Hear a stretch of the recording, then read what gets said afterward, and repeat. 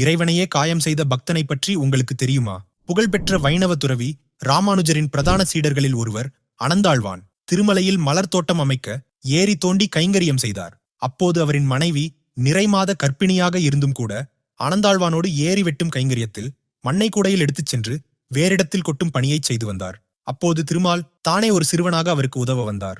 ஆனால் ஆனந்தாழ்வான் மறுத்துவிட்டதால் அவருக்கு தெரியாமல் அவர் மனைவியிடமிருந்து மண்குடையை பாதி வழியில் வாங்கி அவருக்கு உதவி செய்தார். அதை அறிந்த அனந்தாழ்வான் மனைவியின் பின்னால் ஒளிந்திருந்து சிறுவனை பிடிக்க அவன் இவரிடமிருந்து தப்பித்து ஓடினான். விடாமல் துரத்திய ஆனந்தாழ்வான் கடுங்கோபத்தில் அச்சிறுவன் மீது கடப்பாறையை வீச அது அவன் தாடையில் பட்டு ரத்தம் வழிந்தது. அச்சிறுவன் சந்நிதியில் ஓடி மறைந்தான். அப்போது மலையப்பனின் தாடையில் ரத்தம் வழிய பக்தர்கள் பதறினார்கள்.